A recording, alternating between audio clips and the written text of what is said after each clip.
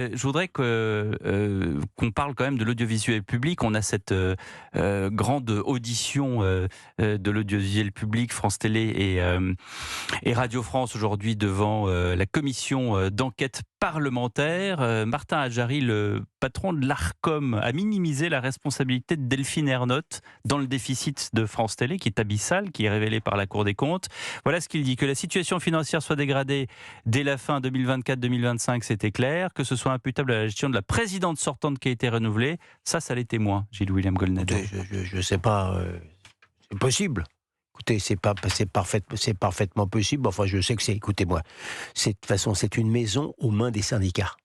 Et pas seulement sur le plan économique, également sur le plan idéologique. Permettez-moi de sortir un tout petit peu de votre question à vous. Libre à vous. Moi, j'aurais 2 questions à poser au directeur de France Inter. Sur le plan du pluralisme et de l'objectivité. Je voudrais demander d'abord si la dernière responsable qui vient d'arriver pour France Inter en ce qui concerne... Madame Bloch ou Madame Veil ? Non, pas du tout. La responsable de la revue de presse. Elle a succédé à Claude Askolovitch. Eh bien, oui. Son nom m'échappe tout de suite, et pourtant je la cite souvent. J'avoue que j'écoute plutôt la revue de presse d'Olivier de Lagarde. Bien oui. Et pardon de faire mon devoir de surveillance. Nora Hamadi. Nora Hamadi, merci de me dépanner.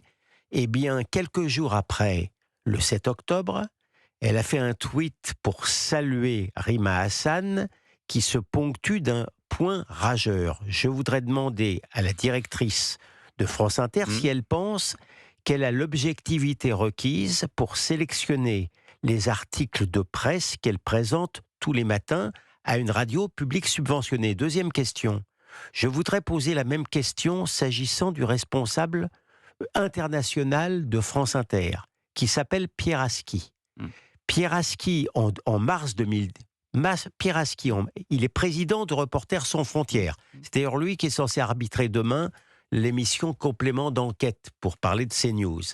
Pierre Aski, en mars 2018, au micro de France Culture, a reconnu qu'il avait été payé par George Soros pour surveiller le net pour empêcher une catastrophe Trump en Europe.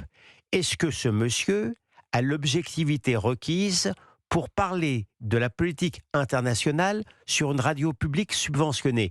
Et je n'aurais pas assez, monsieur de Villeneuve, de toute la soirée pour poser ce genre de questions sur les journalistes de service public.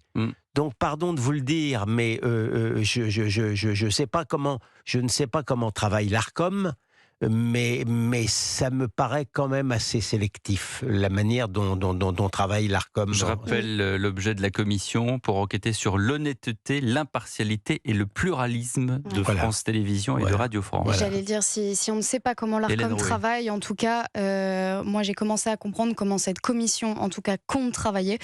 Je m'étais entretenue avec le rapporteur Charles Aloncle, qui est un député UDR. Lui m'a tout de suite dit, c'est un entrepreneur, il a fait des grandes écoles. Lui, vous savez, il a un état d'esprit qui est assez scientifique. Lui, c'est vraiment méthode rigoureuse. On va faire ci, on va faire ça, on va s'aider de cette enquête-là, on va partir de ça. En fait, c'est très très clair dans sa tête. Exactement, c'est très bien. Parce que pour la première fois, effectivement, l'audiovisuel public va rendre des comptes.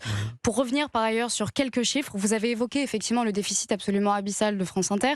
81 millions. Vous savez ce que c'est le salaire moyen à France Télévisions ? 70 000 euros par an. Combien ? 70 000 euros par an, sans compter effectivement le nombre d'auditions qui vont être passées pour rappeler à vos auditeurs. Donc Delphine Ernotte de France Télévisions, ce sera le 10 décembre, Sybille Veil le 17 décembre. Merci Hélène Rouet, merci Gilles-William Goldnadel, 19h56 après le journal de 20h. Caroline Yadan, la députée EPR, sera mon invitée. Elle signale des propos du député LFiste Paul Vanier sur le fondement de l'article 40. A tout de suite sur Europe 1. Europe 1 Soir. 19h, 21h. Pierre Deville.